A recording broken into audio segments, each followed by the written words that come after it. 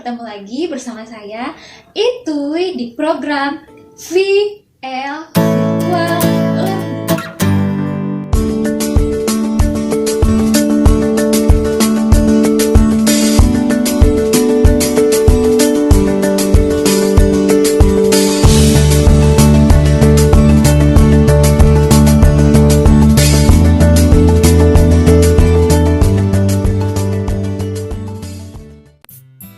Sis and bro, sebelum kita masuk kepada pembelajaran kita pada hari ini, saya ingin mengajak kalian semua untuk memory recall.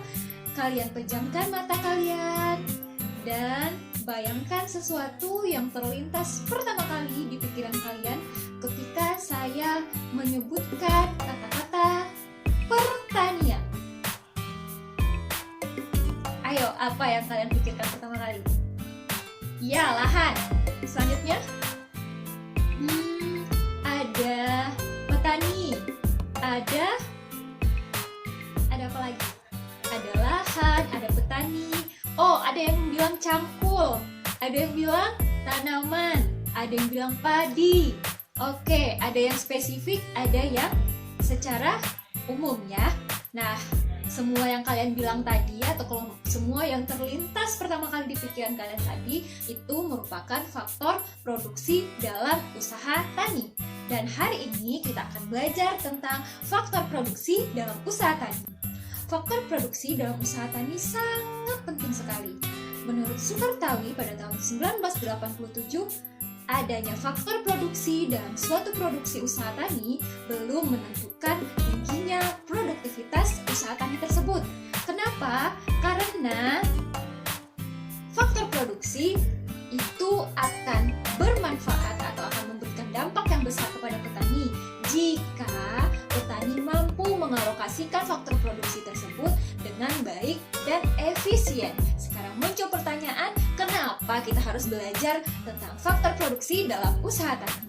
Sesuai dengan manfaat faktor produksi tadi, maka apa gunanya kita belajar faktor produksi agar kita bisa memanfaatkan faktor produksi yang ada dengan baik untuk meningkatkan produktivitas dari usaha tani yang kita kerjakan. Jadi sehingga kita bisa menentukan apa yang harus kita lakukan untuk menggunakan faktor produksi yang ada secara efektif dan efisien sehingga mendapatkan produktivitas yang tinggi.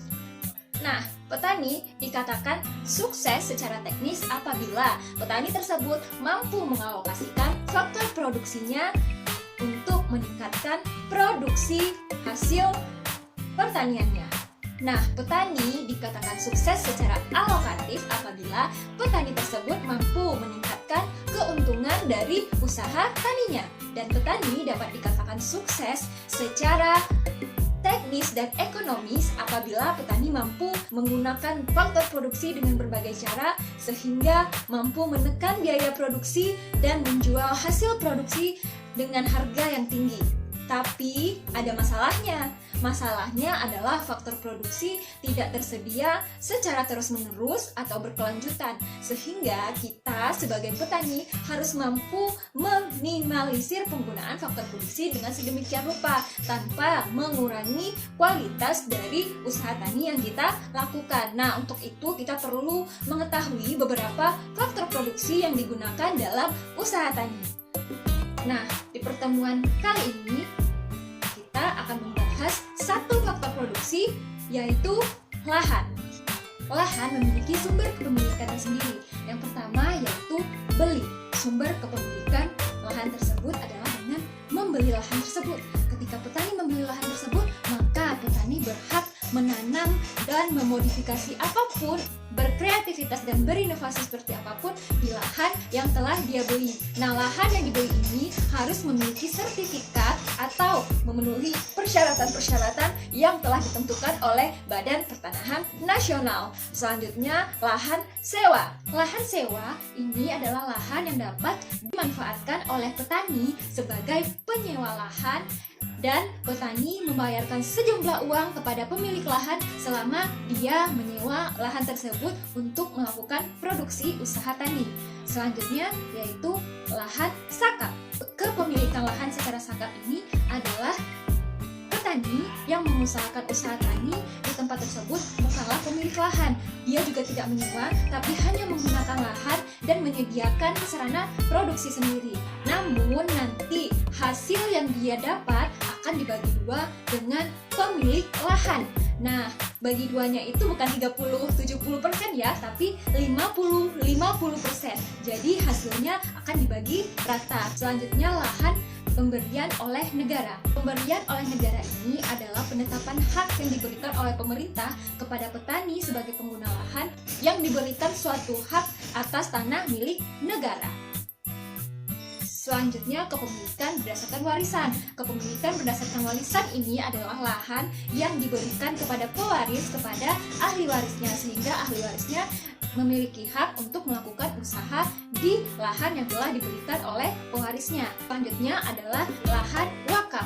Lahan wakaf ini merupakan lahan yang diberikan seseorang kepada orang lain atau kita sebagai seorang petani dengan tujuan sosial. Dan yang terakhir yaitu membuka lahan sendiri.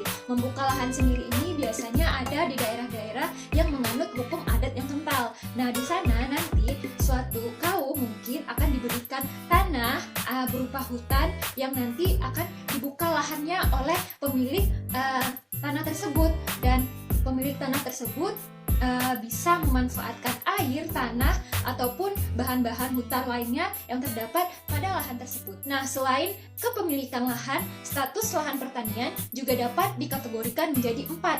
Yang pertama adalah lahan milik sendiri. Lahan milik sendiri ini adalah lahan yang tadinya dibeli, yang memiliki sertifikat-sertifikat lengkap. Nah, selanjutnya yaitu lahan sewa. Lahan sewa ini adalah lahan yang tadi kepemilikannya disewa kepada seseorang, dan petani sebagai pelaku usaha hanya bisa melakukan proses produksi di sana selama lahan tersebut masih disewa kepada pemilik lahan. Yang ketiga, status lahan sakap. Status lahan sakap ini merupakan status lahan yang dimiliki oleh petani yang hanya bisa menggunakan lahan tersebut sesuai dengan perjanjian-perjanjian yang telah dilakukan dengan pemilik lahan. Terakhir yaitu status lahan gadai. Status lahan gadai ini merupakan status lahan di mana kita sebagai petani melakukan usaha tani di lahan orang yang telah menggadaikan tanahnya kepada kita. Dan kita dapat melakukan usaha tani di sini sampai orang yang memiliki lahan mampu membayar uang gadainya kembali atau melunasi uang gadainya kembali kepada kita sebagai petani. Nah, sampai di sini dapat dimengerti? Oke, saya rasa dapat dimengerti. Jika ada yang tidak dapat dimengerti, kalian bisa tulis di kolom komentar. Nanti saya akan bikin video spesial untuk menjawab pertanyaan-pertanyaan kalian semua. Nah, sekian pertemuan virtual learning kita hari ini. Selamat belajar dan jangan bosan-bosan terus untuk selalu mencari ilmu, karena belajar adalah satu hal atau satu tahap menuju tujuan yang ingin kalian capai. See you the next video. Selamat belajar. Bye-bye.